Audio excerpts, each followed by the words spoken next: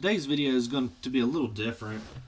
Typically, I try to go through calculations and models and show you the key points of reviewing those. But today, I'm going to look at some specific standards. This is only applicable to South Carolina. We're going to look at Regulation 72-300 as it relates to storm drain calculations. So during my experiences with plan reviews, and I've been doing plan reviews for 13 years or so, one thing I've noticed is all storm drain calculations, now this is for the pipe system, the engineers use the rational equation to determine the flow rate coming to each inlet and to each pipe. Per 72-300, this is not allowed. Now there's a lot of confusion. The typical hydrology calculations where it shows the watersheds going to the ponds, those use the SCS unit hydrograph method, which is required by 72-300. But when you actually go to the storm drain calculations, again the pipe calculations, that's where the rational equation is used. And I'll show you the difference after we take a quick look at the permit.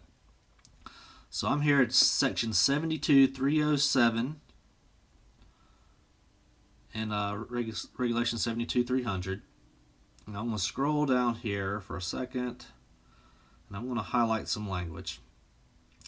So right here it says the rational and or modified rational methods are acceptable for sizing individual culverts or storm drains. So individual pipes, when there's a single pipe going under a road or a single pipe going to a pond, you can use the rational equation.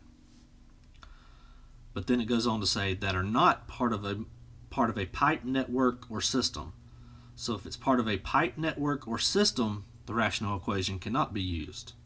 And it also says if the culvert does not have a contributing drainage area greater than 20 acres. So it's a culvert, a single pipe, and the drainage area is over 20 acres, you also cannot use the rational equation. So what this is summarizing is saying the rational equation is only applicable for single pipes, and it's only applicable for single pipes when the drainage area is 20 acres or less.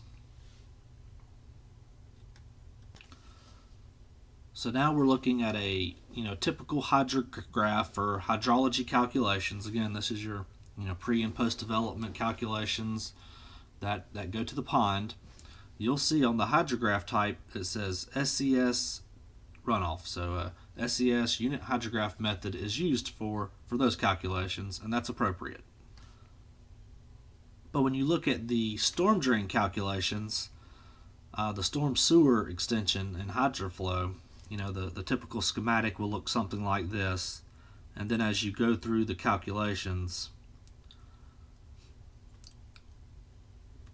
these flow rates for each pipe that you see here, those are calculated using the rational equation. I've never seen a submittal that did not use the rational equation for this. Now, several years ago, 5+ years ago, I requested that an engineer use the unit hydrograph method for determining these flow rates, and received a lot of pushback, and I was essentially overruled on that one by management, and I haven't fought that battle since. But every single submittal that I've reviewed, again, uses the rational equation for their storm drain calculations, their storm sewer calculations. And it's very important to make that distinction between the storm sewer calculations and the hydrology calculations for the pond. So why is this important, you might ask? Let's say you have a site, you get a large rainfall event, and the system surcharges, and there's off-site water that impacts a neighboring property. If that goes into litigation, and there's a engineer who's helping as an expert witness is very familiar with 72-300, and they bring that up in court and prove this point in court, not only is the engineer potentially going to be found negligible, but the municipality can as well. So that's something to keep in mind. Now, I will say it. I don't believe I've ever seen a submittal working for the different municipalities in South Carolina, and I've never seen a submittal that went through DHEC where the unit hydrograph method is used for the storm sewer calculations. It's always used the rational. They always use the rational equation, but you should know technically that's not what 72-300 allows, at least per my interpretation. So give that some thought. I would really like to get some feedback from this. What others has anybody else considered this? You can challenge it.